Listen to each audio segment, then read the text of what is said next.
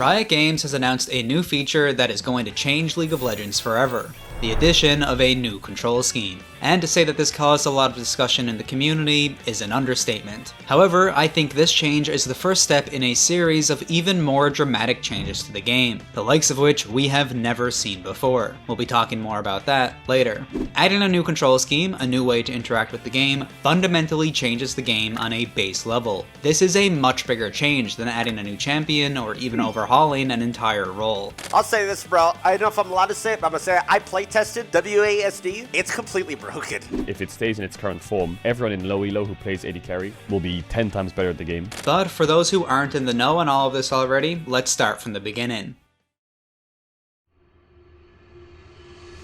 In 2009, a little game you might have heard of called League of Legends released. This made a lot of people very angry and is widely seen as a bad move. This new game was inspired by the Defense of the Ancients mod for Warcraft 3, and because of this, featured RTS controls. These controls are notorious for being difficult to learn compared to other games. It's always been a criticism of the genre. This control scheme transferred over to League and MOBAs in general. Personally, I love it, but I'm biased because I've been using the control scheme since playing Warcraft 3 way back in the day. If by some weird series of events you're watching this video and don't know League's control scheme, I'll give you the very simple basics. First of all, you don't control your character directly. Instead, you use the mouse to pan the camera around and click where you want your champion to go or on what you want them to attack. You use the Q, W, E, and R keys for your champion spells, and that's pretty much it. Not so bad, right? Well, one of the most mechanically demanding aspects of the genre is orb walking or kiting. Before someone writes up a novel in the comments about this, I'm going to mention it now. Orb walking refers to an old Warcraft 3 Dota mechanic. Specific orb type items would modify a character's attacks. This had a few different implications back then, such as allowing you to attack without drawing aggro from creeps. But in modern times, when people say orb walking in League, they're usually just referring to this. You launch a basic attack and cancel the animation by moving. Then you can attack and do it again. This movement can be done forward to chase better or backwards to kite away. It is used by every role in the game and is one of the core mechanics of League. It's a mechanic that you are pretty much required to learn and get used to doing. At least you were, until now. But first, let me introduce you to this video's sponsor, which Riot should really look into based on their track record, Boot.dev. Boot.dev is a learning platform designed to teach students back-end web development from start to finish, like Python or JavaScript. But Boot.dev is unique, because they understand that the best way to learn to code is to make it so fun that it's something that you actually want to do. And that's exactly what they're doing at Boot.dev. The platform itself is designed like a role-playing game. You complete quests, earn experience, and level up while learning a skill that could change your life. Boot.dev's philosophy is to use game design techniques to help students start to learn to code and actually stick with it to the end. Not only that, Boot.dev's content is actually free to read and watch in guest mode, so you can start completely for free. Then with the paid membership, you'll unlock the interactive features, like hands-on coding, game mechanics, and their new practice mode, the training grounds. If you've ever even thought about getting into coding, now's the time, because they're so confident that you're going to love the platform that Boot.dev also offers a 30-day no questions asked refund policy. When you decide to purchase, you can use the promo code ECONOMICS to get 25% off your first payment. If you choose the annual plan, it'll be 25% off the full year. Thank you again to Boot.dev for sponsoring this video, and let's jump back into it. On August 11th, 2025, 16 years into League's life, Riot made a dev blog post announcing one of the biggest changes in League's history, the addition of the WASD control scheme. Riot said that WASD was the most familiar control scheme for PC players, and by enabling these controls, it would make League feel much more intuitive compared to the classic point-and-click controls. They go on to mention that it should make League easier to pick up for new players, and that's definitely accurate. Actually, it's an understatement. Earlier, I mentioned kiting, and for good reason. It requires very rapid and precise clicking to do correctly, but there are some roles that rely on this mechanic way more than the others. As AD carry, for example, it is crucial to master this mechanic. The role overall has two main skills that a player must develop to succeed. One of these skills is the skill of positioning. There are many different aspects involved in this skill, like overall game knowledge. For example, you need to track which players on the enemy team can kill you, and how they're going to try to do it. This is all knowledge and awareness based. Plus, being the squishiest role in the game means that just one small lapse in judgment, a tiny positioning error, can result in instant death.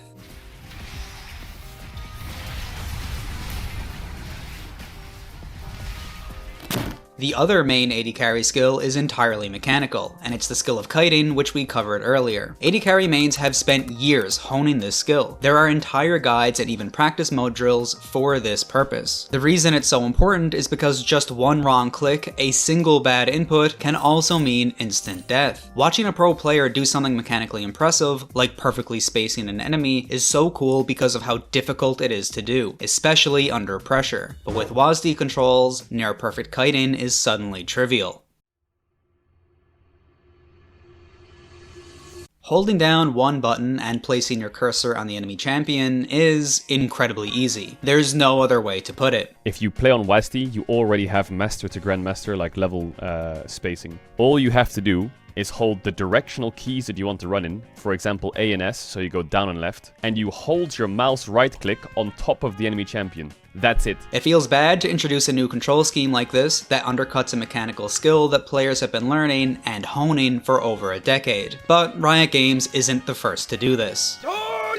Fighting games are known for difficult controls. It's always been one of the hallmarks of the genre, and that's exactly why the fighting game community was shocked when Capcom announced Street Fighter VI would have the modern control scheme. Essentially, instead of having to do all of the inputs in order to do a combo, or even a special move, you would now have the option to just hold down one button while clicking another. That sounds weirdly familiar. And you hold your mouse right click on top of the enemy champion. That's it. There were some penalties for this though. Combos and special attacks input using the modern control scheme would deal 20% less damage. Additionally, characters played using the modern control scheme would not have access to their entire moveset. A lot of people don't like or agree with the modern controls in Street Fighter, but it was an undeniable success. It's almost certainly one of the main reasons Street Fighter VI actually has a growing player base, which is a very big deal in a niche genre. And League of Legends, well, it's a game that has been bleeding players for a long time now. And because League is so complex, it has had a really hard time attracting new players. Riot themselves said their goal here is to bring in and retain new players. See, I started talking about Street Fighter and modern controls for a very specific reason. Sure, it's kind of similar to the auto-kiting that WASD controls will allow, but more importantly, it does something else. It eases something called the mental stack.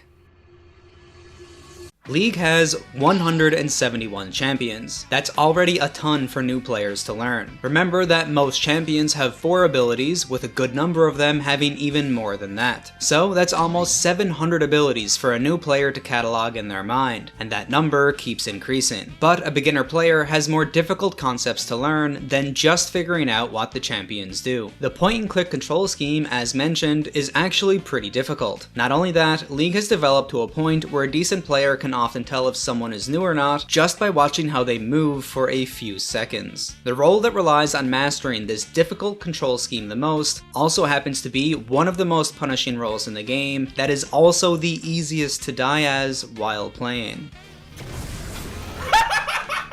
If you ever want to see someone speedrun going 0-10, put a new player on an AD carry in a game that has multiple assassins. Even a Yasuo player won't beat that record. The player has to track so much information at once that when it's time to attack and move, to actually react properly to something, they just can't. There's too much going on for them to process, so they just freeze up and die. You might say, well, I never see players who seem to be having such a hard time moving in League, and that proves my point completely. You never see those players because after a couple of games getting absolutely humiliated, they just quit the game and go back to something else. And whether you like the idea of a new control scheme or not, players quitting is a real problem. Both for Riot, who wants these players to stick around for long enough to buy some skins, and for the player base, who would like a game they enjoy to continue growing. This exact problem of beginner players getting bodied, then quitting, has plagued fighting games for decades. There is nothing that sums up the experience of learning a new fighting game quite like spending hours in the training room learning a combo just to hop into a game against someone with over a decade of experience in the genre, then getting absolutely mauled. After which, the new player uninstalls the game and chooses to do literally anything else with their time. This is the exact situation that the modern control scheme was designed to solve, and Riot definitely noticed. I'm adding this part after my initial recording of the video. Meddler actually confirmed that Street Fighter 6 and the modern control scheme was an example for Riot, specifically because of how it helped new players. I just wanted to add that confirmation. In a fighting game, there is a lot to keep track of. Just like in League, you need to constantly be aware of the range of your opponent's attacks and play at just the right distance. If you focus too much on the ground game though, you become vulnerable. It's easy to forget that the opponent might just jump in on you and suddenly you're down half your health. This juggling of concepts and priorities of things to be aware of is called the mental stack. Without modern controls, the mental stack for a new player is massive to the point where absolute beginners stand almost no chance.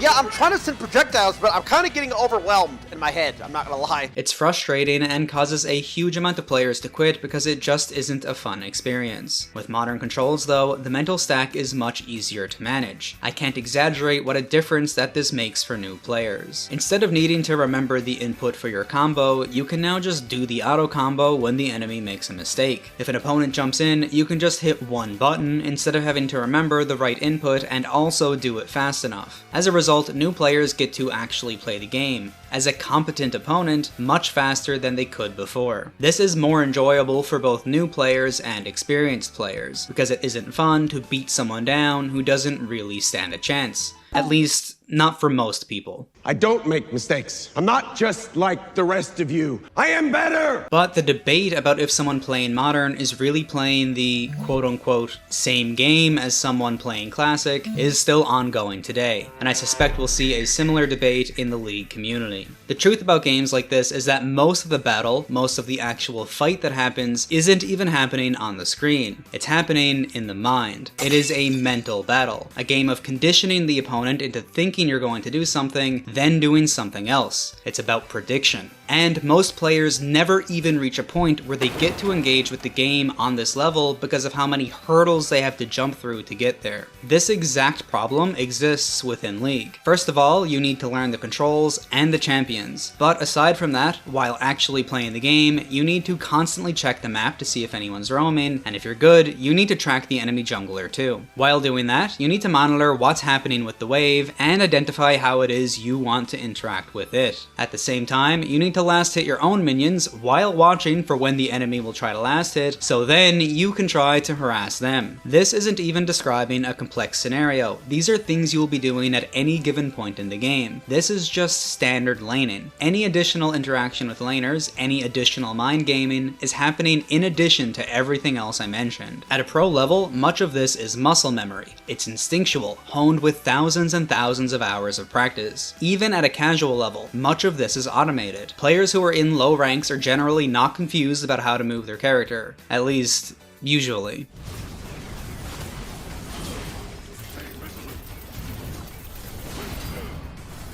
How? What? The gap between a bronze player and a truly new player is actually quite large. A new player has so much to learn that it stops them from learning anything at all. Riot Meddler even mentioned this in a comment. He said that new players were able to engage with the game better even when using a basic version of WASD controls, specifically because they were no longer battling the control scheme. People underestimate what the truly casual experience is like, and the game relies on casual players for its continued success. Those $500 skins aren't going to buy themselves after all.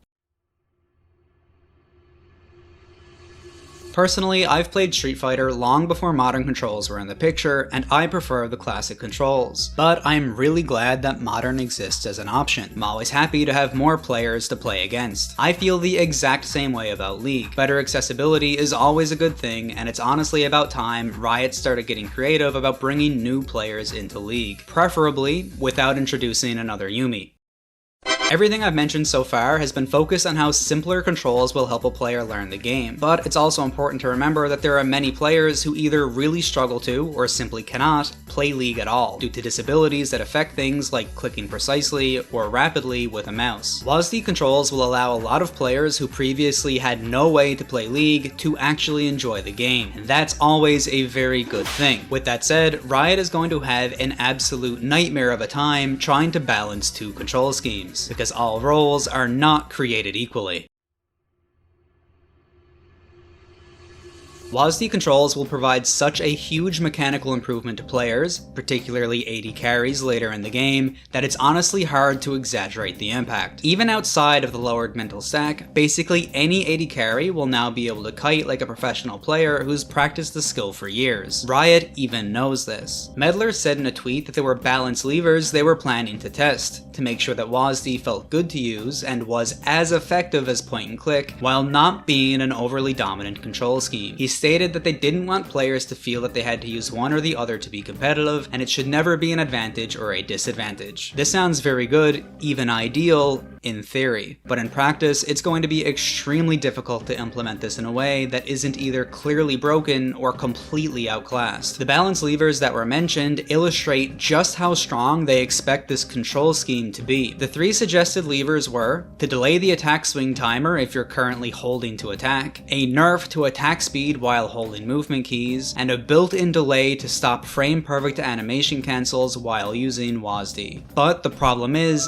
these things are exactly what they have designed the control scheme to do. Why design a new control scheme for the purpose of accessibility and then kneecap it by making it clunky intentionally? It's the worst of both worlds. To use holding the buttons down as a trigger to apply a penalty doesn't really make sense. Players with experience will just alternate buttons instead. The players who would actually suffer the most with this change are the players who the control scheme is intended to help. That being people who are learning the game and people who aren't able to engage with the game using the point and click options. Plus, just consider how much more complex adding penalties to the control scheme makes League. Imagine that you're a new player, and now you need to understand that because of your control scheme, you attack slower, but only if you're holding down buttons, so instead you need to alternate your buttons. Would this info even be displayed in game? Would it show on your character stats how much the penalty is overall? Or would this player need to find this control scheme specific information outside of the game, on a wiki? Will they only learn about this penalty after being raged at by a teammate for playing using the worst option? Even if WASD was nerfed, there are likely a bunch of situations where it would still be ideal to use because it removes the travel time of your mouse completely from the equation. As a result, you don't have to worry about making an imperfect click or losing distance. This applies to all players, but especially any player who isn't a pro. The worse you are at League mechanically overall, the more this change benefits you. Remember that most players aren't playing anything remotely close to optimal. Even with a penalty to damage, error-free movement will very often lead to an overall increase in damage. This is because all it takes is one bad click to get an AD carry killed, and a dead carry deals no damage. WASD movement and near perfect kiting provides such an advantage that if possible, it might even be optimal to swap between both control schemes mid-match depending on the situation. This is because, despite everything we've discussed, there is a major flaw with WASD controls that I haven't mentioned yet, and it's the exact reason that players would want to swap controls during a game. And that reason is, with WASD controls, you can only move in 8 directions.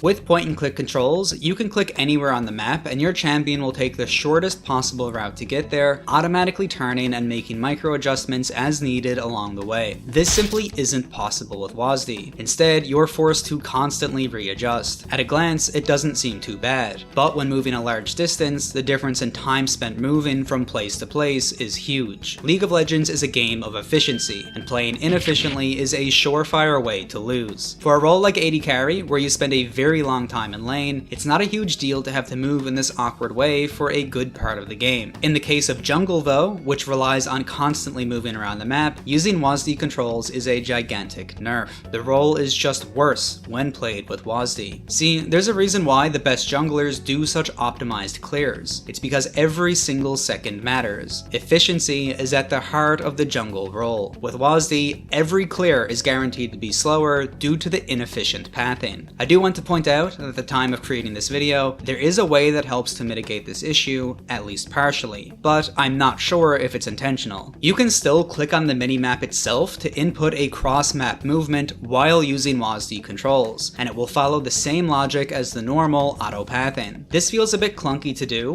but it does remove the current biggest drawback of the control scheme. And this leads into a very interesting dilemma for Riot about game balancing. Should Riot force WASD controls to move move inefficiently across the map because of the fact it can allow near-perfect kiting. Is that a fair balancing mechanism? And if they do that, is it fair that it makes WASD way worse for certain roles like jungle, which is already one of the more difficult roles for a new player to learn? On the other hand though, if Riot does allow efficient long distance movement with WASD, then what's the drawback for AD carries? There would be practically no reason not to use it. Unfortunately, it gets even more complicated, because you can change the control scheme in the options menu while in game. This might sound far-fetched, but bear with me. Even if Riot did intentionally make WASD inefficient when moving long distances, players could still optimize movement. With just a couple of clicks, you can very easily swap between control schemes. It doesn't even require high APM. So if you need to run from topside jungle to bot lane, you could just swap your control scheme, then input a path and click to bot lane, and swap back to WASD on the way there. It's completely possible that this could be a real optimization that happens, depending on how Riot chooses to balance it. And if players do start to do that, then it only makes sense for Riot to make it easy to swap between the two modes instantly. It really could become normal to use both control schemes in a game of League, unless Riot specifically locks players to only one for the full duration of a game. Is it going to be possible that a marksman jungler will have to choose between having near perfect kiting or better movement efficiency? And this illustrates why the addition of WASD movement is a turning point, maybe the turning point for League of Legends overall.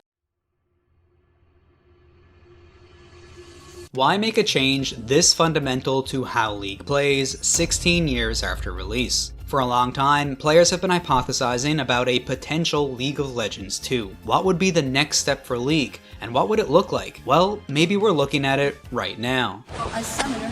Adding a new control scheme is a change to the core game itself. Going from not having direct control of your character to having direct control after 16 years is a very big deal. All this time, League has been becoming more complex and the barrier to entry has only grown. Plus, it might not be a coincidence that the WASD controls map perfectly to the joystick of a controller. Riot is an enormous company with access to a lot of resources. It's possible that this is step one of many, resulting in League of Legends being played on a controller, maybe even on a console, with crossplay. It might sound ridiculous, and this is all speculation, but let's not forget that 10 years ago, someone was playing Riven on controller, before WASD controls. Even right now, at the time of making this video, players are already testing these controls using controllers. It turns out that some simpler champions, like Sona, can be played very easily on a controller, and the feature isn't even live yet. It's easy to forget, but when Wild Rift was announced, it was supposed to eventually be released on console, until the console port was officially scrapped 4 years later in June 2024. WASD controls being announced just 1 year after the official announcement that Wild Rift on console has been scrapped is a little suspicious. It makes me wonder if it was scrapped to make room for League on console instead. At the very least, I think Riot is testing the waters here. Don't get me wrong, there are a ton of champions and mechanics that would be very hard to make work on a controller. It would be a complete balance nightmare. But I would say, and have said, the exact same thing about WASD controls in this video, and that is being implemented right now. I think a new control scheme is the first step of many on the horizon, with the intent of modernizing League for new players. League in general has been struggling to attract new players,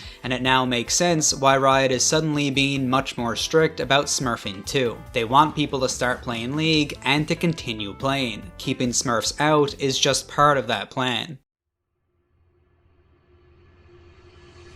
Overall, I don't think it's going to be possible to have WASD and point and click exist simultaneously while being even remotely balanced. For each champion or each role, I think that either WASD or point and click will clearly be the best, regardless of the levers that Riot can come up with. I hope I'm wrong, and Riot's collective 200 years of game design can find a happy balance, but either way, I see it as a win-win. League is probably going to get a lot of new players, and worst case scenario, I'll see you in a few months when I make this video. But I'm curious, what do you think?